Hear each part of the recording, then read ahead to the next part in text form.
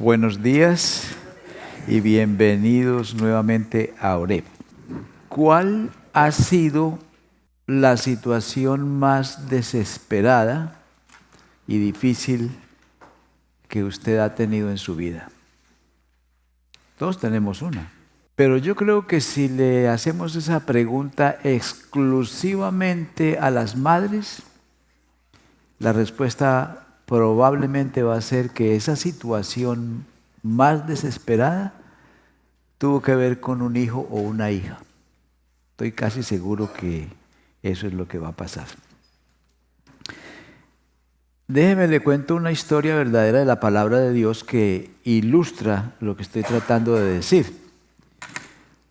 Una vez Jesús salió de Galilea con sus discípulos. Caminaron como 80 kilómetros y llegaron a la región de Ciro y Sidón. O sea, se salieron del país de Israel y estaban en territorio extranjero. Y caminaban por allí cuando una mujer cananea, de origen cananeo, salió a caminar detrás de ellos y gritando: Señor, Hijo de David, ten misericordia de mí. Mi hija es gravemente atormentada por un demonio. Y volvía y repetía, y volvía y repetía, y caminaba detrás de ellos, y Jesús no le prestaba atención, como que si el asunto no tuviera que ver con él. Cuando ya la situación se alargó y se prolongó y se puso la situación incómoda, entonces los discípulos, no por compasión, pero tal vez porque ya estaban molestos, fueron a donde Jesús le dijeron: Maestro, ¿por qué no la despachas? Lleva mucho rato detrás de nosotros gritando. Y entonces Jesús les dice: no soy enviado sino a las ovejas perdidas de la casa de Israel. Y los discípulos no insistieron, tomaron esa palabra y eso fue todo lo que pasó. Mientras tanto la mujer seguía gritando: Señor, Hijo de David, ten misericordia de mí. Mi hija está gravemente atormentada por un demonio. Nada que Jesús le prestaba atención. Hasta que la mujer se adelanta al grupo, se postra delante de Jesús y le impide el camino. Y le dijo: socórreme, Señor. Y entonces Jesús le dice: pero es que no está bien tomar el alimento de los hijos y dárselo a los perrillos o a los perritos. Y la señora dice: sí, pero aún los perrillos comemos de las migajas que caen de la mesa de los hijos. Y entonces Jesús le dice: oh mujer, grande es tu fe, sea como tú quieras. Y en esa misma hora la hija fue liberada del demonio. Entonces lo que tenemos aquí es una historia de una mujer que está en guerra con Satanás por el bienestar de su hija. Estaba librando una guerra con el enemigo. Y en esa guerra ella sufre, ella clama y lucha hasta el final. Y como esta mujer estaba siguiendo a Jesús y tenía su fe centralizada en Cristo, entonces podemos decir en esta mañana 3 cosas acerca de una madre cristiana. La primera es que la madre cristiana debe clamar por sus hijos o por el bienestar de sus hijos a Dios. Una madre cristiana clama por sus hijos. Miren lo que dice el versículo 22. Estamos en Mateo capítulo 15, versículos 21 al 28. Esta historia usted la va a encontrar en Marcos y en Mateo, pero nosotros vamos a seguir la narrativa de Mateo. Y entonces el verso 22, creo, ¿sí? Y 22 dice: he aquí una mujer cananea que había salido de aquella región, clamaba. No dice clamó, porque si dijera clamó, quiere decir que le dijo una vez y eso fue todo. Pero no, ella repetía la acción. Le pedía y le pedía y le pedía hasta el punto que los discípulos se cansaron. Esa es la idea con la palabra clamaba, no clamó, sino clamaba. Y clamar no es pedir, clamar es insistir, es suplicar, es reclamar, diciéndole: Señor, Hijo de David, ten misericordia de mí. El problema de esta mujer era serio, porque pues un hijo atormentado por el demonio o una hija, eso no dice qué le pasaba exactamente a la muchacha, pero ni dice la edad, pero podemos imaginarnos que tal vez depresión, tal vez intentos de suicidio, tal vez ataques, convulsiones, dolores físicos. El diablo le encanta hacer sufrir a los humanos. ¿Ya? Entonces, cualquier manera que él encuentre para hacernos sufrir, él lo va a hacer. Y bueno, hoy en día este pasaje o esta historia puede que no sea muy creíble para algunos, porque ya sabemos que la mentalidad de hoy en día es descartar lo espiritual y tratar de darle una explicación natural a todo lo que nos pasa. Entonces, si tú llevas un hijo endemoniado al doctor, el doctor lo más probable es que lo va a examinar y va a decir: bueno, yo no sé qué tiene, tenemos que hacer más exámenes. Y cuando ya no sepa qué tiene, se lo va a remitir a un especialista. Y el especialista va a tratar de manejar eso por medio de medicinas o algún tipo de tratamiento. ¿Hace mal el doctor en proceder de esa manera? No. ¿Por qué? Pues porque el doctor ha sido entrenado para tratar los males del cuerpo, no los del espíritu. Y él trabaja dentro de un sistema que se enfoca en el cuerpo. Entonces, todo lo que él puede hacer, si él se pone a decir que está endemoniado, de pronto hasta puede perder el trabajo, ¿no? Porque él está entrenado y el sistema es para tratar con el cuerpo, no con lo espiritual. Entonces pienso yo que no haría mal el doctor. El problema con un asunto como estos es diagnosticar bien.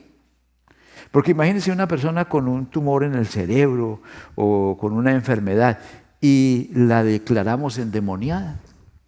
Y ahí vamos a estar todos orando, expulsando el demonio y no vamos a sacar nada. El demonio va a estar muerto de la risa, ¿no? Debe hacer eso, porque a él le encanta engañar. O al revés, una persona endemoniada y aplicándole inyecciones y dándole pastillas y todo eso tampoco da ningún resultado. Entonces aquí la clave es diagnosticar bien. Y lo mejor que podemos hacer es comenzar por asegurarnos de que no tiene nada físico. Y cuando ya estamos seguros de que no es un problema físico y no hay que correr a decir que es un demonio, hay que primero verificar que no es físico. Y entonces ya cuando descartemos eso, entonces comenzamos a explorar la otra posibilidad. Si no, vamos a estar, como dice el dicho, poniendo un parche donde no está el dolor. Bueno, ese era el problema de esta mujer. Y el diablo tiene muchas maneras de hacernos sufrir, pero en mi opinión personal, por lo que yo entiendo en la Biblia, lo que más le encanta al diablo es engañarnos, porque el diablo es mentiroso, es técnico en mentiras, es experto en mentiras, es ingeniero de mentiras, es constructor de mentiras, es fabricante de mentiras, es divulgador de mentiras. Y tiene este mundo lleno de mentiras y nos mantiene engañados de esa manera. Así que una de las mentiras, por ejemplo, es: el diablo no existe. Bingo. Bingo para el diablo, que usted crea que no existe. O Dios no es bueno porque hay mucho mal en el mundo. Esa es una idea, una mentira también. O Dios no es poderoso porque existe mucho mal y Dios no lo resuelve. Esa también es otra mentira. Y las ideologías que existen hoy en día también son mentiras.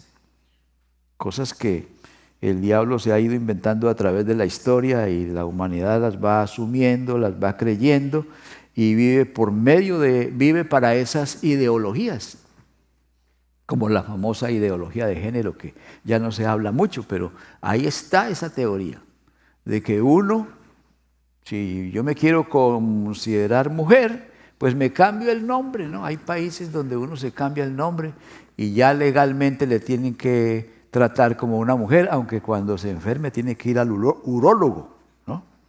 Aunque diga que es mujer. Y viceversa, si es una mujer la que quiere ser hombre, se cambia el nombre, pero a la hora de la verdad tiene que ir donde el ginecólogo. Pero así es las mentiras de Satanás.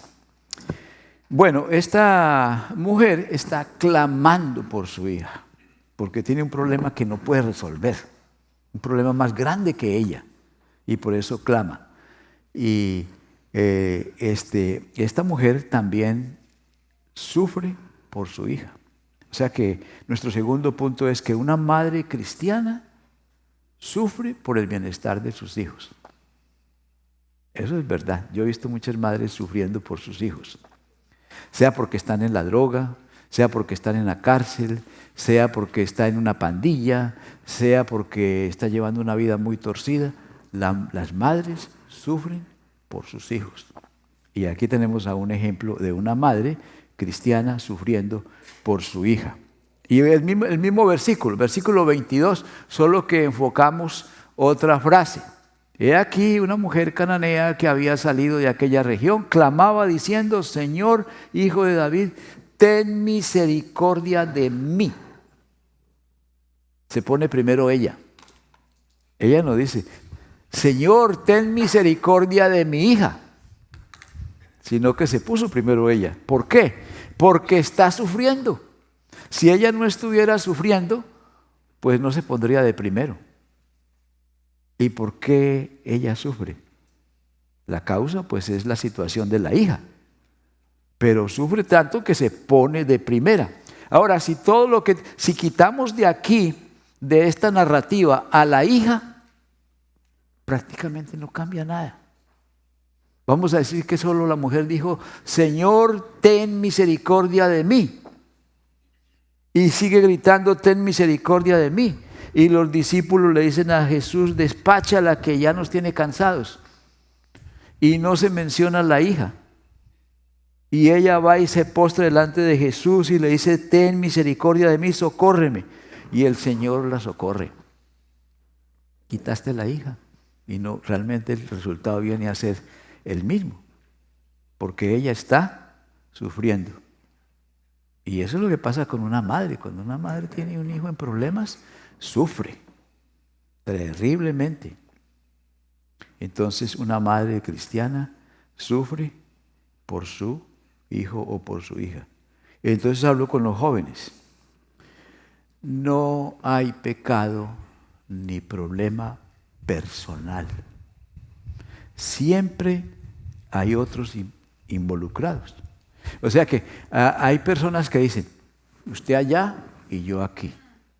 No se metan conmigo, yo sé lo que hago. No quiero que me hablen de eso, no quiero hablar de eso. Hace como una separación, ¿no? Y si la mamá le va a hablar: mamá, ya no más. Porque él piensa que puede hacer lo que le da la gana y que no afecta a nadie. Pero no hay problema individual. ¿Por qué sufre esta mujer? Por la hija. Ahora pongámoslo al revés. Si la que está endemoniada y atormentada por el diablo es la mamá, ¿no sufriría la hija? Claro que sí. Si el que se descarría es el papá o la mamá y va a dar a la cárcel o se mete en una pandilla o en un vicio, ¿los hijos no van a sufrir? Claro que van a sufrir. Si la mamá es la que se descarría y se accidenta, ¿quién la va a cuidar? ¿El hijo o la hija? Entonces no hay ese asunto de que el pecado es solamente personal y que yo hago lo que me da la gana y allá mi familia, no. Esta mujer sufre por lo que le está pasando a la hija. Si ella no sufriera, esta historia no estaría ahí en el Evangelio. Pero como ella sufría, entonces va detrás de Cristo pidiéndole que tenga misericordia de ella. Y bueno, una tercera verdad en esta historia es que una madre cristiana lucha hasta el fin por sus hijos. Lucha hasta el fin por el bienestar de sus hijos. El versículo 23 al 28. Vamos a ver este versículo 23. Pero, a ver, los discípulos vienen donde Jesús y le ruegan que la despache. Despídela, pues da voces tras nosotros. Y la respuesta de Jesús fue: yo no soy enviado sino a las ovejas perdidas de la casa de Israel. Suena eso duro, ¿no? Suena duro. Pero Jesús estaba usando la ironía. Y la ironía es una manera de hablar en la que uno da a entender o dice lo contrario de lo que está pensando. Por ejemplo, vamos a pensar que estamos aquí en julio y hay una temperatura de 100 grados. Y entonces cuando salimos del templo al final del culto les digo yo: hermanos, y por favor abríguense bien, ¿no? Entonces estoy usando una ironía. Y se dice en tono para hacer un poco de comedia y también para hacer énfasis. Entonces Jesús está aquí usando una ironía y le dice a los discípulos: es que yo no soy enviado sino a las ovejas perdidas de Israel. Y los discípulos como que no entienden la ironía, pero es una ironía, porque póngase a pensar en esto. Cuando Dios fue a formar un pueblo, llamó a Abraham. ¿Y qué le dijo? Le dijo: en ti serán benditas todas las naciones. Y Cristo Jesús es la simiente de Abraham. Entonces, ¿a qué viene esa simiente? A bendecir a las naciones. Ahora, entonces salen de Galilea, de Israel, y pasan a la región extranjera.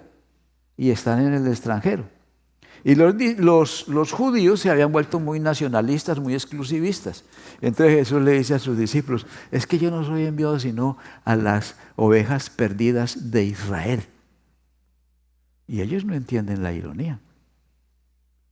Pero lo que Jesús estaba diciendo es que Él sí estaba para bendecir a las naciones. De hecho, si usted mira la Gran Comisión, ir y hacer discípulos, ¿dónde? A todas las naciones. Y me seréis testigos en Jerusalén, Judea, Samaria y hasta lo último de la tierra. Entonces, era una ironía, pero los discípulos no la captaron. Mientras tanto, la mujer está gritando: Señor, Hijo de David, ten misericordia de mí. Hasta que va y se postra delante de él. Ya no puede Jesús pasar porque ella está ahí atravesada. Y entonces le dice: Señor, socórreme. Entonces Jesús sigue con la ironía. Y le dice: es que no está bien tomar el pan de los hijos y dárselo a los perritos. Y la mujer, ella sí entiende. ¿Ya? Y le dice: Señor, pero los perritos también comemos de las migajas que caen de la mesa de los amos. Ella ya sí entiende la ironía. Y Jesús le dice: grande es tu fe, que sea como tú quieras. Aquí tenemos otra vez el principio dominante en la Escritura: el justo por la fe vivirá. ¿Ya? Otra vez la fe.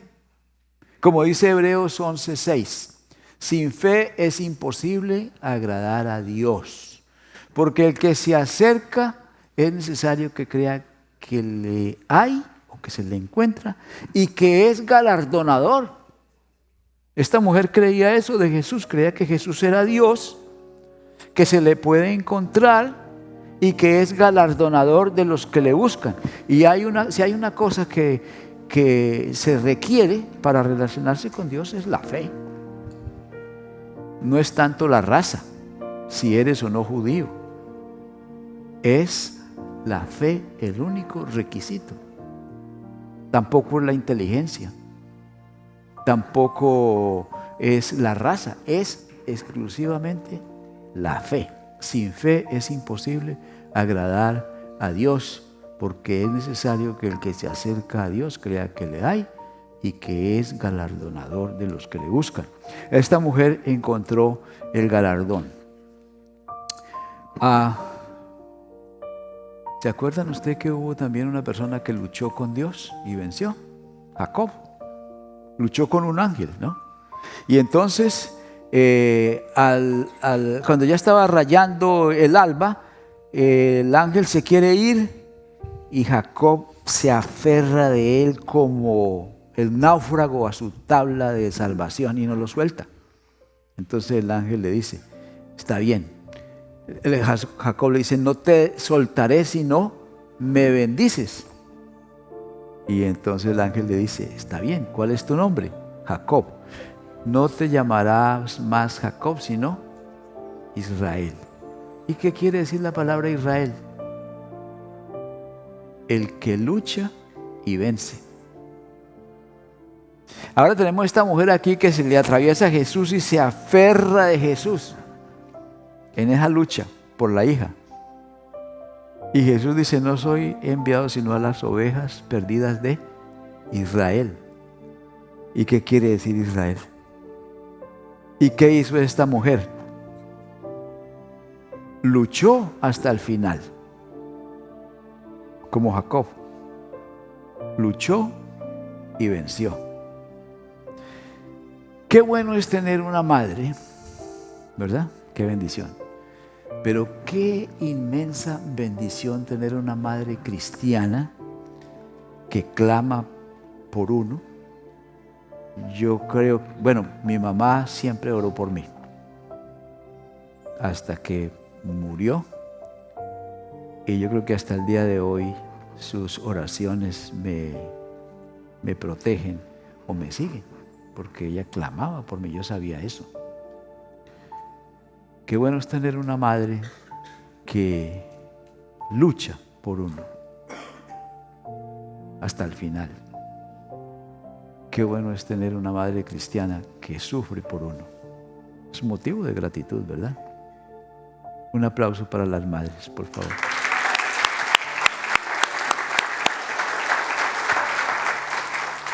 Pónganse de pies, vamos a orar.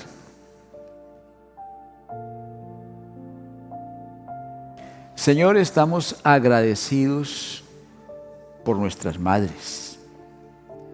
Gracias porque ellas han clamado, han sufrido y han luchado por nuestro bienestar.